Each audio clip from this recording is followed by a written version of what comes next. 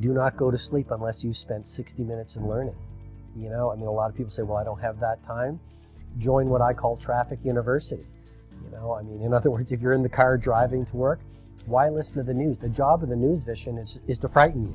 The job of the news is to release cortisol, the fear hormone in your brain, so you become addicted to the news. Here's what the research says. The research says actually people who watch the news every day see the world less realistically than people who don't watch the news. You actually... Is that so? Yeah, because you actually train your brain to think that life is about wars, robbery, the worst of humanity, and the lowest common denominator, versus knowing the reality. Most people are great. We've never lived in a time of so much opportunity. So the 60-minute student is simply this. You make a commitment to be an eternal learner, okay? And you make some time every day to listen to a podcast or go through an online course or, watch a webinar like your viewers are brilliantly doing. Victims don't like learning new ideas, Vision. It disrupts their safe harbor. What makes a victim is they don't want to hear a new idea. It's actually fear. They want to think the same thoughts, speak the same words, live the same life for 80 years and call it a lifetime. But the people who are watching right now are my heroes, because it takes a lot of bravery to say, I'm going to learn for 60 minutes every day, and I'm going to feel the discomfort of growth. But my commitment to growth and becoming the best human being I could be is so much more important than the fear or the discomfort that I feel. And that's what makes a hero, actually. That's beautifully said. One of the biggest things I did in my life that really moved the dial, I spend about an hour every day in traffic, right? Half an hour to get to work, half an hour to come back. And recently I moved to an apartment that was even further away from my office. And for the first few months, I was feeling so miserable because I used to have a 7-minute drive. Mm-hmm. Now I had a half-hour drive. But then I stumbled upon this idea. Turn it into the University of Traffic, or Traffic University, as you said. And I started listening to podcasts. I started listening to our own Mind Valley courses. And I'm so glad now that I live further away from my office, because I get to spend an hour every single day growing myself. And I really want to encourage you guys to look into this. This is so powerful, folks. And again, it's within reach of any one of us. Traffic University. You're in a car, that's an opportunity to learn. Have you heard about Running College? Running College. Definitely, I want your viewers to join Running College. Running College is you go running, listen to an audiobook, listen to a course. Have you heard about School of Walking? I have heard about School. When you are walking, why daydream? When you're walking, listen to a course. Like everywhere you go grocery shopping, why not reverse your thinking by listening to a course while you're grocery shopping?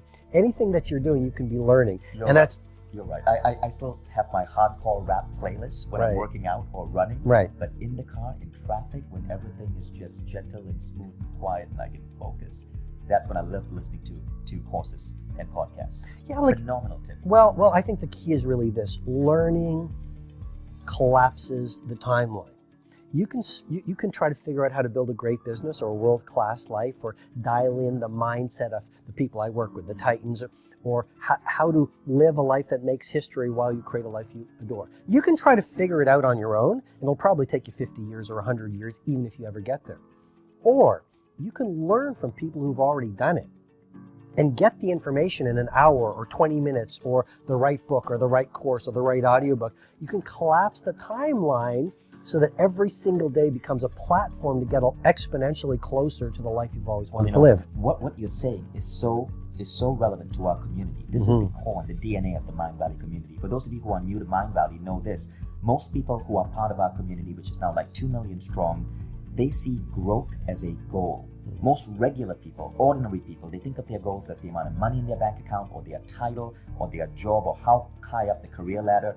Not Mind Valley people. If you're here, you probably get what I'm talking about. They see growth as a goal. So every single day, if they are growing, they know that they have a right to celebrate, that they are getting closer to who they are meant to be. Their battle is often with their own levels of internal greatness. They constantly want to express the greatest version of themselves. So if this resonates with you, growth as a goal, you're in the right place. I'm so glad that we have you, Robin, here to remind us of just how powerful and crucial this idea is to our lifestyle. Well, let's strip away all the seductions of society. And if you don't mind, I want to get a little philosophical, but I want to speak some deep truth here. And I believe the number one purpose of life, it's not having the Ferrari or the watch or the title or the big house or people thinking you're beautiful or cool or whatever. I think at the end of our lives, when we get to the last hour of our last day, it will just come down to one thing. Who did we become? I mean, did we make the investments required to awaken the hero that lives within every single one of the people that's watching? Did we learn how to turn pain into power? Did we learn how to take our fears and make them into faith? Did we use the potential that we were born into to live it? Not so we just did great things for our loved ones and for our lifestyle, but made the world a better place. The number one purpose of life, when you strip away the hypnosis of our culture and the media, the number one purpose of life, it's to grow. It's to become who we are destined and built to be for the benefit of our joy, but also to make the world a place of more love, more light, more heroism, more creativity, more productivity. That is the responsibility, not just the opportunity, that's the responsibility of every single person who's watching right now. To turn down the ego pursuits and to get seriously in the game and say, life is short. I better do something right now to start owning my genius, to start stripping away my fears. And just because the world doesn't live, the world is interested in, what people are eating for breakfast and dancing cats on the social media. And I think your people are a lot like me and you,